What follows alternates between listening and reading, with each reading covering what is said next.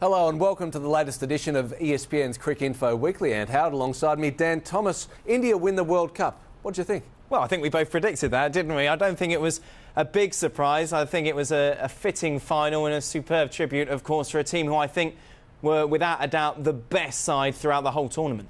Yeah, the best under pressure, I too, is probably I would draw the line under MS Dhoni and Yuvraj in the final. Tendulkar chipping in with a few centuries here and there. A great way for him to sort of crown so many achievements. But the final itself, did you like it?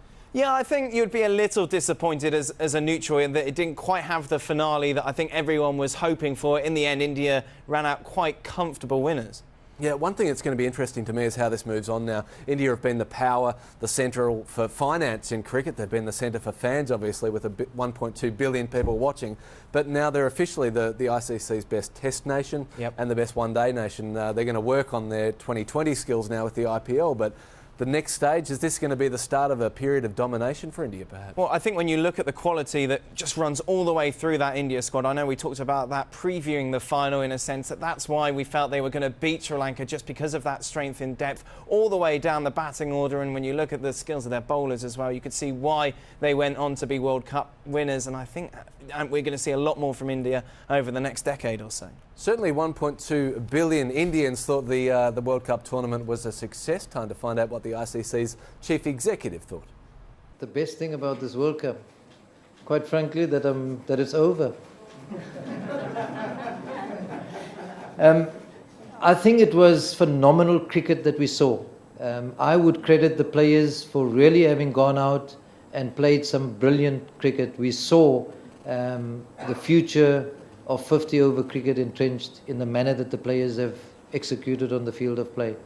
I think if one starts to get sentimental, the fact that Sachin Tendulkar walked away with the World Cup winners medal, I think that must surely rate as something memorable. Those are two things that spring to mind.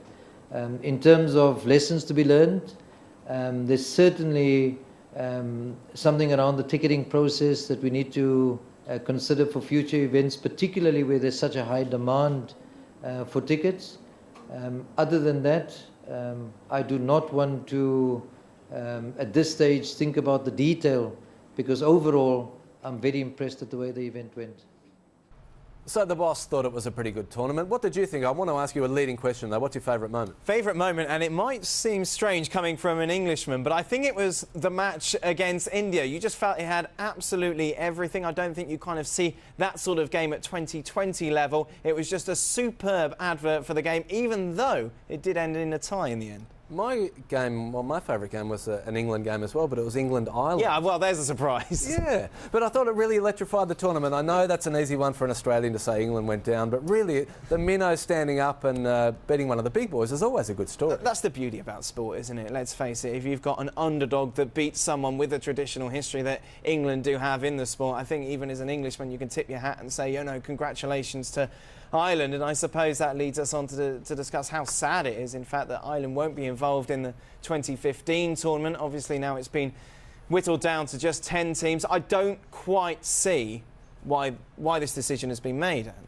Yeah, I know. The bosses will tell us that they wanted a more compact tournament, only 10 teams. But having said that, we're still going to have the same amount of matches. I think we're going to have one less without the associate teams in. Yeah, it's still going to take 6 weeks to get there. It's ridiculous, isn't it? Why not have a scenario where you play two matches a day? So your big match is played in the afternoon and your other match played in the morning, which isn't necessarily prime time around the world. I just think it's really sad for the development of the sport to give people the opportunity and give them a taste, for example, Irish fans, to enjoy the sport. And of course, what better way to advertise it than beating England, and then just to take it all away from them?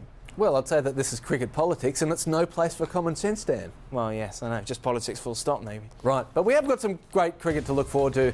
Having said all of that, in the next coming period, we have Bangladesh v Australia. The Australians operating under Michael Clarke for the first time. We find out a little bit of the hallmark of what his reign is going to be like. India switches from World Cup and 50-over mode, where they're the champions, to IPL for the next 6 weeks. It's all about Bollywood stars and fireworks. The second-tier teams do battle in Dubai, while Pakistan tour the Windies from mid-April. Let's not forget, back in England as well, the county cricket season will kick off, so you can be guaranteed rain for a good couple of months then. Back in our home country for that. Something to look forward to as we swing out of one-day mode and into the whites. It's going to be good stuff. Dan, thanks for joining us No as problem, always. man, no problem. And don't forget, everything we discussed, you can catch it all on crickinfo.com.